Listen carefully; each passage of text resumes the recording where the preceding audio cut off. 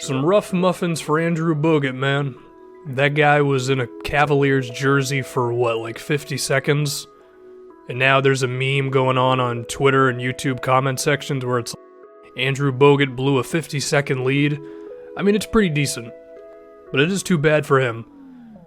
But GM LeBron never quits, and he's always able to get guys, as Larry Sanders has joined the Cavaliers after being out of the NBA for a bit of time. And we'll talk about this, and I think this combined with the acquisition of Darren Williams and the fact that Derek Williams has become Michael Jordan for this team with how efficient he's been and how good his outside shooting has been, Cavaliers might be looking a little loaded here when it comes to the role players. So let's start with Larry Sanders. I mean, when he was really at his peak, which was in the 2013 season, he was one of the best defensive big men in the NBA.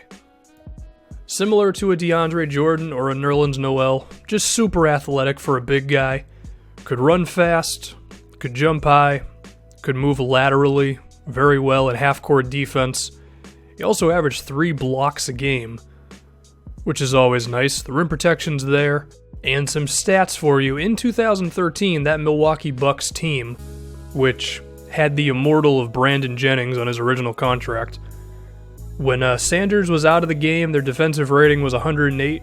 When he was in the game, it was 102, which is damn good. So his impact can be seen right there.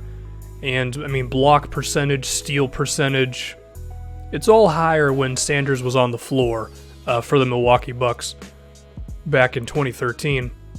But now what's going to be interesting, of course, is can he do it now? I mean, he's been out of the league for a couple of years, and he's 27, 28 years old, I want to say, so from an athletic standpoint, he should still be there, but, I mean, when you're out of the NBA, you're out of the NBA, so we're just going to have to see what happens. Also, how well is he going to defend the pick and roll? Because I feel like while he was a damn good defensive big in 2013, teams are running the pick and roll even more now than they were then. And I do think he can do it because, I mean, if you're athletic and know how to play defense, then you have a good thing going for you. But we're just going to have to see it. But assuming that he really can be that defensive player, then I think it's huge for the Cavs because the problem with them this season has been their defense. And I don't think it's a lack of ability to play defense. I think they just don't give a crap. I mean, it's a LeBron James-led team, so we know they're not going to go balls to the wall and win like 65 games. But they've been letting a lot of teams that shouldn't be in games with them just hang around. And a lot of the time it comes from getting beat on the perimeter one-on-one, being a little lazy when it comes to transition defense, being a step slow when guys are attacking the rim. Hopefully Sanders can just come in and kind of kick these guys in the ass a little bit, or inspire them, I should say, to just play a little bit more defense throughout the regular season. I still think the Cavs are going to be fine, and I had these guys making the NBA Finals, even if Sanders wasn't here, but, I mean, it's nice for guys to play some more defense, you know? I mean, they're 21st in defensive rating on the season, so here's hoping Sanders can make a difference there. But we can also talk about Sanders' offense as well, because he seems like an ideal big man to play with Kyrie Irving and LeBron James, because, one, he can run really well in transition, so if LeBron gets a rebound, or if Kyrie is maybe around half court or whatever, and Sanders has beaten the opposing big man running in a straight line, you could get a pass from one of those guys and be able to finish at the rim, because in 2013, he also shot over 60% at the basket. But then we can also talk about his ability to play in the pick and roll. The dude can catch a lob. I mean, he can get up there. Like I mentioned, with DeAndre and Nerlens Noel and those type of guys, and you're playing with one of the best passers that the game has ever seen in LeBron James, there's definitely going to be at least a few LeBron to Larry Sanders alley-oops. I have to assume, as long as Sanders can play 20-plus minutes a night. That creates another offensive weapon that you have to go against if you're the team defending the Cavs. I mean, JaVale McGee, who really isn't that great of a player, makes the Warriors very difficult to defend when he's in there with the big four of that team. And that's just JaVale. I mean, what Larry Sanders could do could be huge for the Cavs offensively. Also grabbed about 3 offensive rebounds a game for the Bucks in 2013. Picture this one. You had to deal with Tristan Thompson grabbing a few offensive rebounds off of Kyrie Irving or LeBron James misses, which has to be demoralizing as all hell, because these guys are so difficult to defend anyway. Then Thompson comes out of the game, and then Larry Sanders enters, and he's also able to, hopefully, grab offensive rebounds. I think he could really do a lot for this team's offense, which is already a fantastic one, even if he's not going to be like the main guy involved in stuff all the time. And I think all of that, the athleticism, the offensive rebounding, the finishing well at the basket, all of that is going to help you against the Golden State Warriors, who you have to imagine is still the team they're going to be facing in the NBA Finals. I mean, when the Warriors start doing their pick and rolls and guys are cutting to the basket off of off-ball screens and whatever they like to do offensively, Sanders is a big man who can move around the floor well. He's got good instincts defensively. And there's the rim protection. So he could actually hang around in a series against them. He has, about 20 games left in the regular season on top of the first 3 rounds of the playoffs.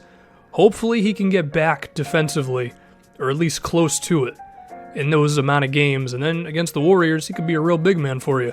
But of course, against a team like the Warriors, or perhaps the Spurs or the Rockets or whoever in the NBA Finals, you're going to need some depth as well, and I think with the addition of Deron Williams, who is efficient as all hell for the Cavaliers right now, 49 from the field, 35% from 3, 7 points, 4 assists. LeBron wanted an effing playmaker. He's gotten a pretty decent effing playmaker, as Williams, he's a really good backup point guard, especially for a team that already has 2 fantastic ball handlers in LeBron and Kyrie Irving. Just having Williams as that extra guy is enough for you. I mean, I think he's a better offensive player than Dellavedova was for them, just because he can facilitate a little bit more. But the three-pointer is huge as well, because if he's able to play off of LeBron and Kyrie, then there are times when he could be at the shooting guard position. Maybe J.R. Smith's shot isn't falling, or Iman Shumpert finally realizes that he's Iman Shumpert when it comes to three-pointers. If Deron Williams is knocking him down, then that's great. And then Derek Williams. I mean, who the hell thought Derek Williams was going to be a real player for these guys? I think this guy was fighting to stay in the NBA, and he's been really damn good. I mean, 53 from the field, 42% from 3. And he's just like another body on the wing who just kind of doesn't mess up when LeBron James is on his team. I've seen him have some nice plays in transition, and I mean, it's going well for him. And then, of course, I mean, there's Kyle Korver, J.R. Smith has been injured, Kevin Love has been injured for a decent chunk of this season.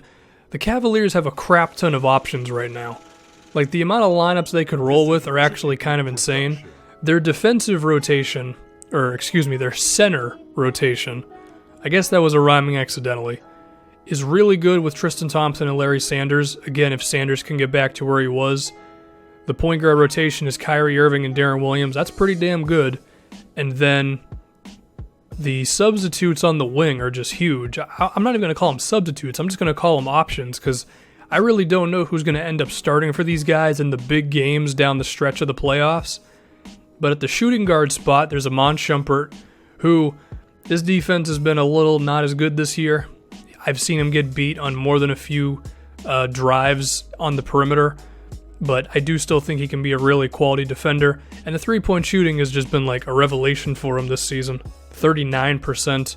J.R. Smith, when he's healthy, knocked down as they come. He's also fearless when it comes to just chucking up threes. He might miss 5 in a row. He's going to shoot 5 more. He's also going to high-five the person in the front row when the opposing team is inbounding, which was a real thing that happened this season.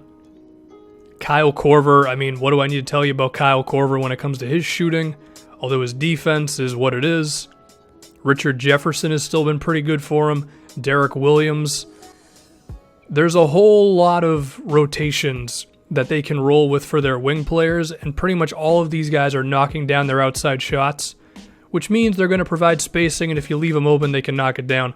I also forgot to mention Channing Frye, who's another big guy who can shoot threes. There's a lot to do for the Cavs, and I don't know what the rotation's going to end up being, because you can't play all these guys when it comes to the big games in the playoffs. but I think no matter which direction you go in, you're probably going to find a good thing out of it. And you may even be able to use all of these shooters with a combination of either Kyrie Irving or Kevin Love to where you don't actually suck when LeBron's not in the game. Because when LeBron's out, the Cavs' offensive rating is 105, which is like mid-tier. It's like 15th. And then their defensive rating is 113, which is not good. And then when LeBron's in the game, it's, they're great. So, I don't know, maybe a lineup of like Kyrie Irving, Iman Shumpert, Kyle Korver, Kevin Love, and then Larry Sanders. And then you roll with a lineup like that for however long you want to, and then LeBron comes back in, and then Tristan Thompson comes in with him. I think you have an opportunity to have a good player on the floor at every position at all times, and that's a really valuable thing to have. So I think the Cavaliers are knocking it out of the park when it comes to the role player acquisitions. I think the versatility is through the roof for them. Hopefully Larry Sanders can be the big man that he was with the Bucks, or at least close to it. And yeah,